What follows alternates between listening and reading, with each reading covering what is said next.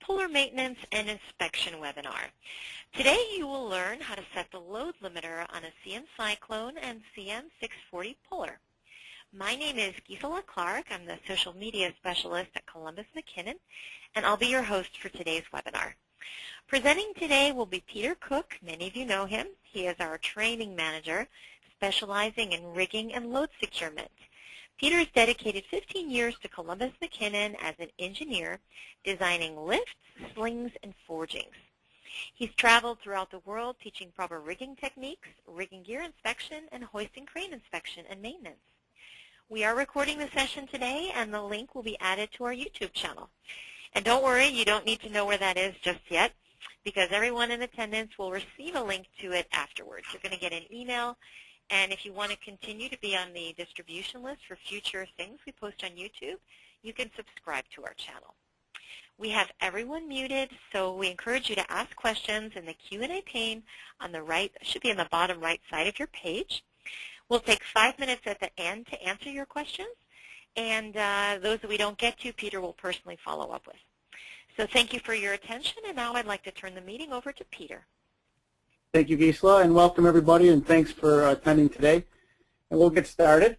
Today's topics will be how a load limiter works and what it is, how to set the load limiter in a CM Cyclone, and how to retrofit a load limiter in a CM 640 puller. And like Gisela said, we'll take questions at the end.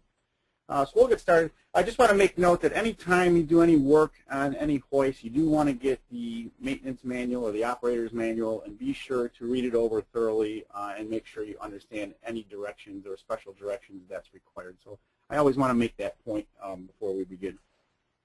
So we're going to start off with the CM Cyclone hand chain hoist. And just those of you not familiar with the Cyclone, its capacity is 1/4 to 12 tons, standard lifts of 10, 15, and 20. Available in hook suspension, plain or geared trolley, low headroom trolley version, and it comes standard with a load limiting device. It's made in our USA here in our facilities, and it has a lifetime warranty. Applications, complex hoist configurations, heavy usage, high duty cycle applications, and multiple floor lifting and long lift applications. So it's kind of our workhorse hand hoist and kind of our elite hand hoist that CM sells. So let's take a look under the hood and see what's underneath the Cyclone. So if we look here, we see we take the cover off, we see the hand wheel, and that large nut at the center is the load limiter, and you can see the kind of like spider-like looking fingers sticking out underneath it is the special tangs or washers and the friction material. And then the center nut is the actual, that small 3/4 nut is what holds the hand wheel on. And a lot of people will mess up a load limiter. They want to maybe inspect the brake or take a look at it, and they think that large nut is how you take the handle off, and that's really how they mess up their load limiters. And so they need to get those reset. And so we're going to show you how to do that. So again, we take the hand wheel off. We can take it completely off, and we just want to kind of show the adjuster nut at the center, the locking washers, spring washers, steel washer, the friction material washer, and the hand wheel. And that hand wheel, it's actually, all you have is friction material, and if I were to take that load limiting device right off, you would just see a hollow core on there. And so on the back side of the hand wheel is actually the braking surface. It's actually part of the brake on the actual brake that holds the load on the back side of the hand wheel, which is incorporated in there. Okay.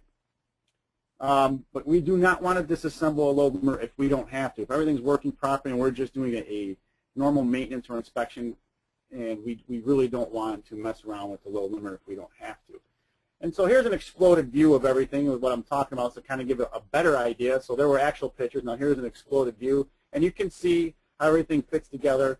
And the friction hub there, which is actual part of the hoist braking mechanism, you can see that it is not splined to the hand wheel, and so it relies on the friction washers to move that part of the brake, which will set the brake and lift the load. And when we apply too much torque to that hand wheel, which means in an overload situation, we overcome the friction of those friction washers, this coefficient of friction, and it just slips around the brake hub and the hand, so you'll be pulling on the hand wheel and nothing happens. That friction hub will not rotate and engage the brake. Okay. You could buy load limiters from us. Hand wheels, some people, when they replace hand wheels, they can buy from them, and they're set at the factory, and they're set for a quarter, half ton, and 1 ton, and you won't need no need for adjustment, so you just specify what hoist you want. And you can verify that a quarter ton is set on the brown tang. The tang, the little spider type washer has color code, and so does the locking nut. Will have colors on there, and so you make sure that the tang is bent into the brown position. And then you know it's set right from the factory, so you can verify that. So it's all color-coded. And then for 1.5 through 10 ton, if you buy a hand wheel from us, it'll be set for the 1 ton hoist, so you'll have to adjust it accordingly and turn it clockwise to the position depending on what your hoist capacity is. And in reality, if you really want, you can put the hoist in a test stand, and you can tighten the nut and keep playing around with the weights and get to where you want it to step. Now, ideally, anywhere from 150 to 180%. We recommend, I believe, 180% above working limit. The load limiting device is to prevent gross overload. Okay, so it's a safety device, kind of to let the operator know, hey, you're way overloading, but by no means do we want to use that load limiting device as a means to measure any type of weight or anything like that. It is a safety device. What's nice about the Cyclone, some people like to dial it down, and they can. If you wanted to get it right at working load limit, they can do that. And so you can dial it on where you want in a hoist test stand. So it's kind of unique to the Cyclone. So how do you calibrate it? So you install a load limiter on the hand chain wheel, but not the hand wheel cover, right? Mount the hoist where a load greater than that is shown in the table, which will be the next slide, can be applied, and you can connect a spring scale. Okay, so if you just have weights, and maybe you don't have a test stand, you have weights, you can connect a spring scale to the hand chain. The hand chain will have an open link. You can open it up and put a small spring scale in there, and I'll show you a chart in the next slide. And as you're pulling on it, the spring scale will register a value, so that way you'll know you have it torqued at the right setting. With the load taut, apply a steady pull to the scale to slip the hand wheel 1 revolution, approximately 2 feet of hand chain travel, and disregard the initial break free pull, because obviously it's going to be a higher value, so you want to break it free, you get that coefficient of friction started, and then it should register what the value that it's seeing. Use only values obtained after the handle has started to slip. And when properly adjusted, the average pull should be as indicated in the next table I'm going to show you. If the average pull is low, turn the adjuster nut 1 notch clockwise and repeat the pull operation. Do this until the correct value is obtained, and then bend the lock washer tang into that lock nut position. Once you get that value and you hit it, and then you set it by bending the tang into position, and you're ready for service. If the handle does not slip or the pull is too high, back off the nut counterclockwise and start over. So you can do it 1 of 2 ways: with a spring scale and by incorporating it into the hand chain until you get it, or if you can get it into a test stand and you can increase weights, you can do it until you get it to where you want to slip, and then this way you know what the weight is. But don't go beyond 180% of the weight of the load.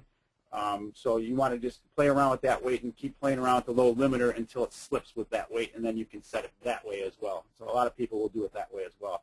So here's what I know that was a wordy slide, but it's really the only way I can show it and then actually show the chart at the same time.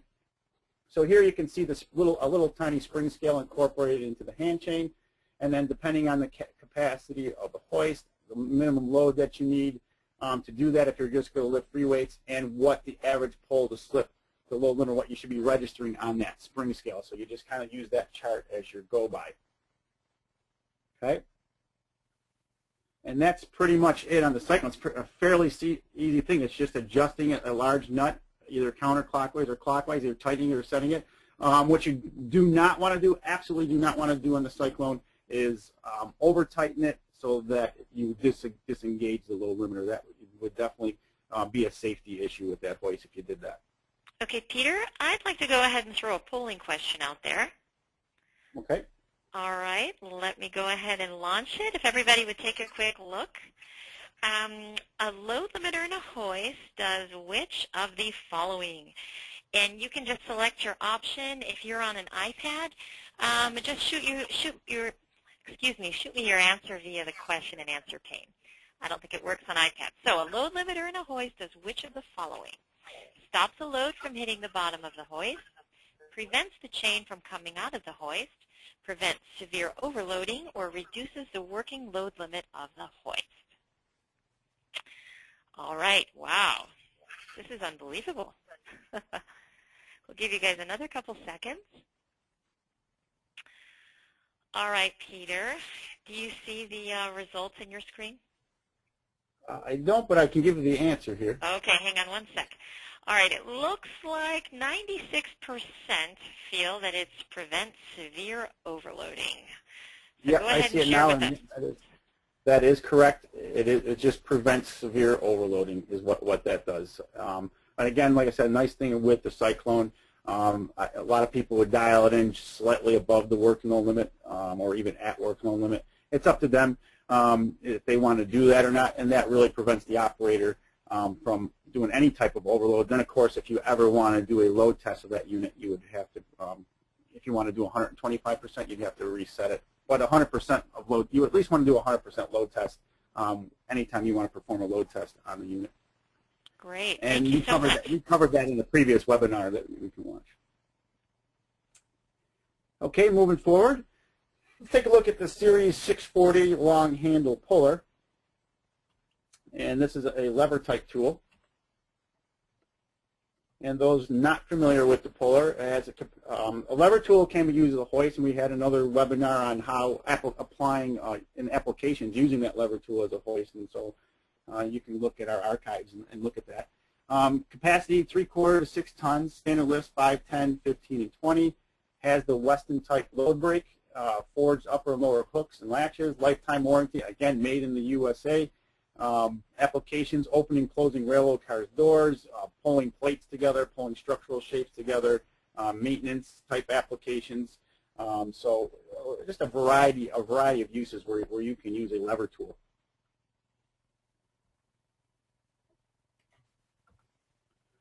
So here we're going to look at this is just, I've given an example of a 1.5 ton puller in this example. So the one on the left here you see is one with a load limiter, and you can see that special cone sticking out of the handle there. And on the one on the right is one with no load limiter. So I kind of want to make a distinction there so you can see what, if you do have the puller and you're wondering, well, I wonder if our tool has a load limiting device or not, and that's how you would know if it looks distinctly different. And if you don't have one, and we're going to show you, if you're interested in applying that to your tool, we can show you how to do that in the next coming slides. So we sell a load limiter kit, and the parts highlighted are in that kit of what you would have to change out. Okay, so these are the parts that you would get with the kit that you would have to use.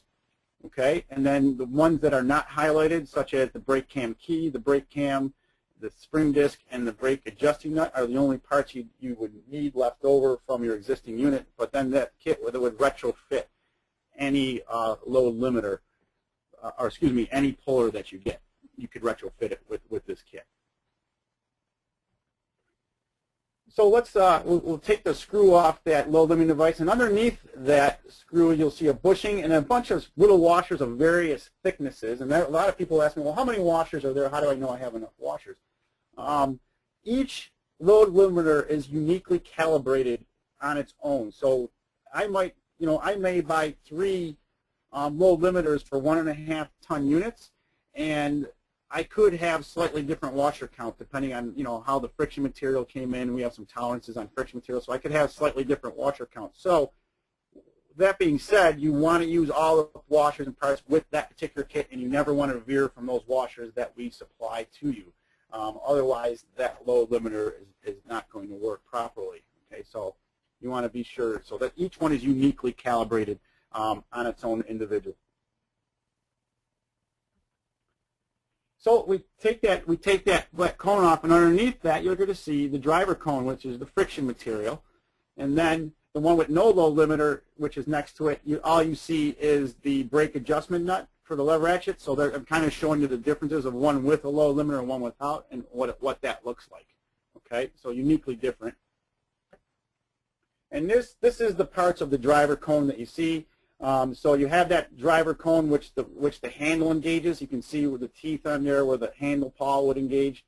and then underneath that, what that cone does then is that goes on top of another cone. It looks like a cup there, but that cup is a special friction material, so that sits over the top of it. So then, what happens is that handle, when it engages those teeth, that's sitting on top of that second cone, and if I overcome the friction of that second cone, it's just going to slip around it, and it's not going to actuate our cam mechanism, which helps close the brake on that unit. So it just is a slipping clutch. So again, just like the Cyclone, it just slips and nothing happens. So looking at that lever ratchet, or the ratchet hub, so it looks slightly different than one without a load limiter. So again, I'm comparing two. So the one on the left there is the load limiting ratchet hub. The one on the right is the one without it. And you can see the ratcheting teeth that are on that cam, where now there's none on the one with the load limiter because we incorporated it into that friction cone. Okay. So all you want to do is remove that cam. You're gonna keep that existing cam, remove the keyway, and you're gonna take off the cam with the. So if you have one that you're retrofitting, you're gonna take off the cam with the ratcheting teeth, and you're gonna put on the new cam without the ratcheting teeth on there, and you're gonna set that in there, and then you're gonna have to reset that brake. So once you do that, to reset the brake you're gonna adjust the brake by turning the lever ratchet hub clockwise until the vertical end or the shoulders of the helical surface of the lever ratchet hub and brake come in contact. Okay, so in the first picture there, if you look real closely, it's level with the walls of that ratchet hub. And the second one, if you look closely to the back of the unit there on the picture on the right, you can see that it's dropped down and it's actually lower. So you're going to see that center cam raising as you turn it clockwise, raising up and down. You want to get it to seat as far down as possible. And when you do it, when you have one in front of you and you start turning it, you'll know exactly what I mean. But you make sure you put that Woodruff key in there so that it's flying to the shaft at that point. Otherwise, you're just going to be spinning around and that cam is not going to move up and down. So you get it seated down as far as it'll go, and you'll know exactly when you operate it. Then you're going to place the disc spring back on there, and again, it's a beveled spring, and so you want to be sure the spring, the bevel is up. You're going to place that on there, and then you're going to put the locking nut on there, and you're going to turn the locking nut until the hole for the cotter key is exposed, that you could get the cotter key. And once that hole is exposed, you don't want to put the cotter key in yet. You want to turn it 1 or 2 spaces more to get the right pressure, and then you want to set your cotter key. Now, what's really important when you put that cotter key in, if you look to the picture to the far right, there's a kind of a blue kind of cutaway view, and you can see that the cotter key cotter pin is bent down. You want to be sure you do that. Bend that down all the way and get it as tight as possible to that nut. Otherwise, you're going to have interference problems when you're putting on the cone for the load limiter. So then you put on that outer cone, or excuse me, that inner core cone, the central cone. You put that on first, and you can see there on the cam there's holes on there that you can line it up. So you line it up with those holes, and then we give you special keys that go in those holes to lock that center cone in place. Then you put the ratcheting cone on top of it. Okay, it just sets right on top, and it'll look like the picture to the right. Put your handle on, and then you're going to put the cover on. And underneath the cover, you're going to notice that there's 3 indents, and so you see the one on the left has 3 indents, and then in the one on the right, you can actually see the prongs, the 3 prongs sticking up out of the cone. You're going to make sure that lines up with those, so you set that on there so those fall into those holes. And then there's the same picture we just showed you. You're going to once that's on there, then you're going to assemble all your washers. And there's no particular order. You just make sure you have all the washers we supply, and then put the bushing in the washer, and then you're going to have the screw that you're going to screw down tightly. And it's approximately 200 to 250 inch-pounds, but you just want to get it tightened down securely. Once you do that, you're ready for operation, so you want to give it a try. Okay.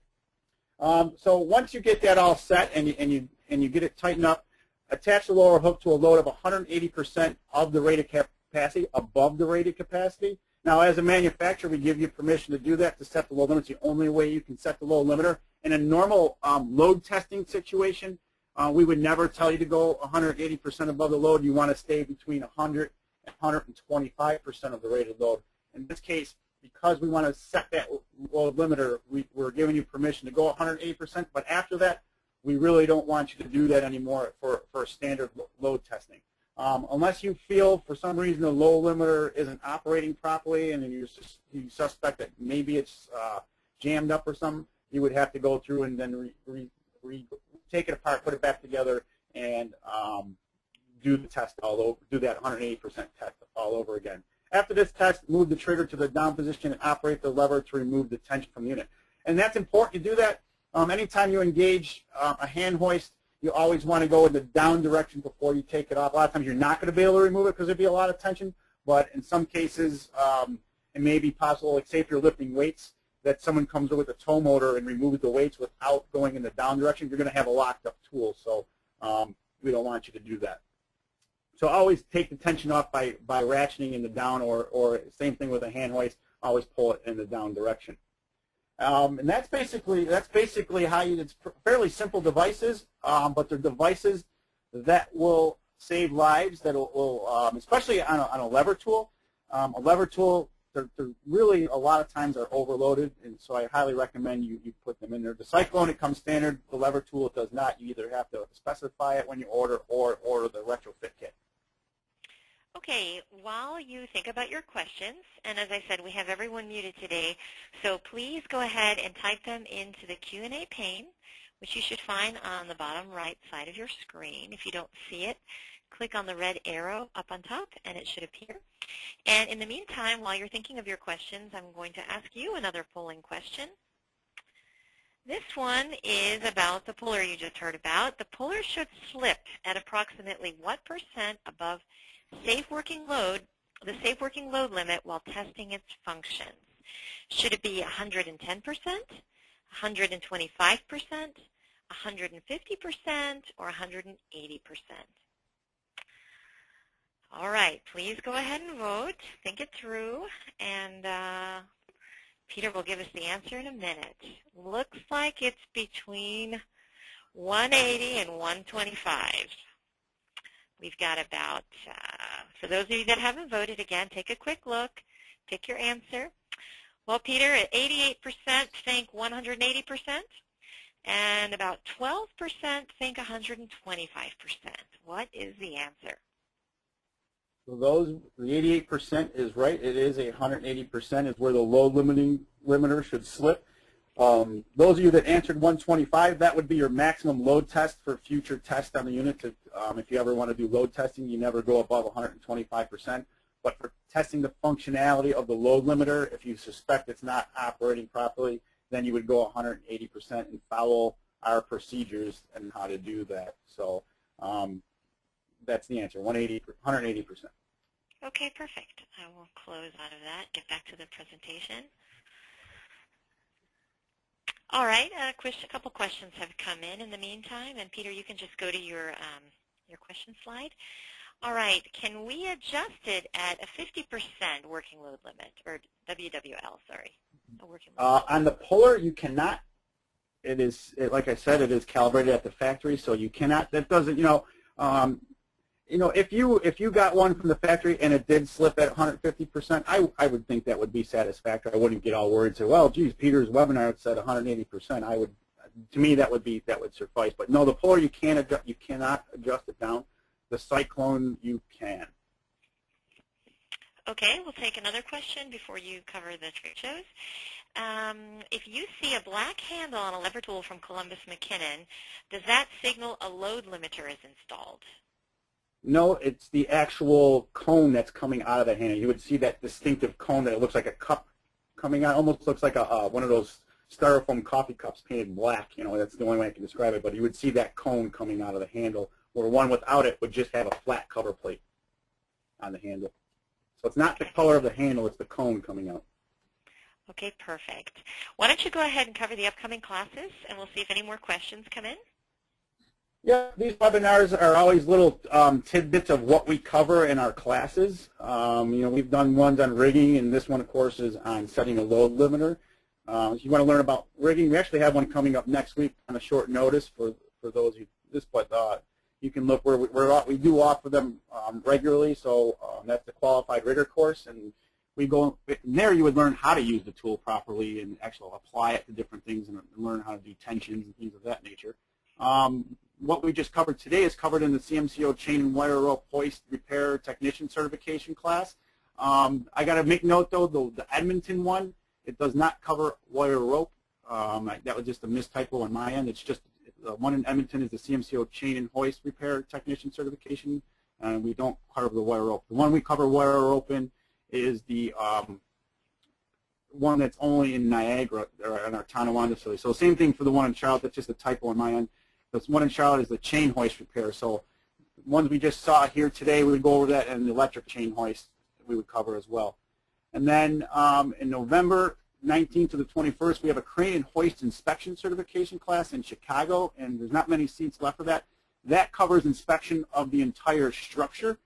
It does not go, we don't go, really don't cover under the hood of hoist. It's not a hoist repair school, it's an inspection school, so it's basically to write up deficiencies.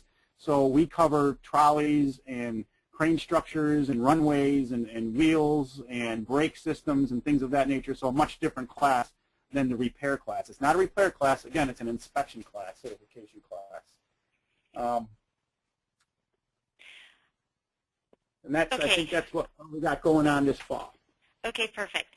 I've got 2 more questions that have come in, and I'd like to have one more polling question. We just want to know how interested you'd be in taking the class, one of the classes that Peter mentioned, specifically like the certified CMCO chain hoist repair technician. Just let us know. We'd love to get some feedback. And as soon as you answered that, and to be honest, if you're not interested, we just want to gauge, gauge your interest. I have 2 more questions that have come in that are for Peter. Excellent. We appreciate you voting, and we appreciate your feedback. All right, we'll give it just another couple seconds. In fact, I'll go ahead and let people just continue voting while we ask the next question. Okay, for the non-load 3/4 ton puller, 55 pounds is a full pull. How do I get my fellow mechanics to know that they've reached it and not exceeded it? Want me to read it again, Peter, or you got it? Yeah, no, that's a very good question. The best way, if you can get 3/4 tons on there, or you can get a specified weight on it, and then have them operate, so that's what it feels like, that, that's really the only way you can do it. If you're these tools are meant for one person operation. If you're really wrenching on it and putting everything you got into it, you're overloading it. So it shouldn't be the puller. I mean, 55 pounds is not exactly a light pull, but it's not very difficult either. So it should be relatively easy to pull. But again, if they're struggling and doing it, they're probably overloading. But I would just recommend, if you somehow can get a specified weight on there, go ahead and try to do that. Okay. So if you have test stands, that's one way to do it. Okay. Sorry. Another question came in. When I was at your course, I was under the understanding that if and when you exceeded 125%, the unit was to be re-inspected completely and not to exceed 125%. That is correct. That is correct. So if you're a technician in the field and someone says they overloaded their unit, we recommend that you take a good look and PM that hoist. In this case, we're calibrating a load limiter. We're in a controlled environment and controlled loads and things of that nature where it's really not abusive. That hoist is a 5-to-1 design factor. So in a controlled environment, we're not introducing shock loads, things of that. It's a controlled thing. You are going, after the load test, any load test, you're required to inspect it anyway. So you would at least look externally and through everything anyway. So yeah, I get what they're saying there, but you got to remember this is a controlled environment, and we know we're gradually loading it up. We're not shock loading. We're out in the field. Most likely, if they overload it, they probably did some damage and did some shock load. So you don't know as a technician when someone says I overloaded it, what exactly they did. And so, you're a third party coming, that's why we say, hey, you don't know, and when you don't know, you be sure that you break it down. And that's kind of an opinion statement too when we say that. Theoretically, if you do your periodic inspection, everything's checking out and working properly, under ASME guidelines, you could get away and say, well, that everything's good. I personally, and I share this with a lot of my trainers, I don't know if I like that idea. I mean, I know how these things work, and I know I've seen internal components fail due to a shock load situation. So, again, it's just a safe thing to say and a safe thing to do, but excellent question. Okay. Very good. If you can flip to the last page, I'll just cover a couple quick things on how you can connect with us beyond today. The social media slide. So for those of you that are interested in connecting on our blog, you can go to blog@cmworks.com or blog.cmworks.com. You can also connect to it just from our homepage. It's cmworks.com, and click on the link. But what it does is we have over 120 articles that will help you on your job, talking about our products, talking about questions from customers that we've addressed, has industry topics, a lot of technical knowledge. We spend we have about 22 authors from our company that contribute to the blog. It's a great resource. You can find us on Twitter at CMCO Live, or if you're from the entertainment side, CM Entertainment. We also have a Facebook page. And if you just like our page, you'll be fed with updates from us about different application photos, events that are happening. We love hearing from you, our customers, and users of our product. If you send us pictures or ask questions, we'd love to respond to you on that site. We have a lot of videos on YouTube. You can connect with us there and see a whole host of videos about our products and our training and all these webinars. This is our 6th, I think, in the series now, Peter. All of them are recorded and placed on our YouTube channel. You can find us on LinkedIn and also Google+, for those of you that are really active on social media. We'd love to connect with you there. And so at this point, let me just see. I don't think there are any more questions that have come in. So thank you, everyone, for your time and attention. We really appreciate it, and we wish you all a great week. Thank you. Okay, bye-bye.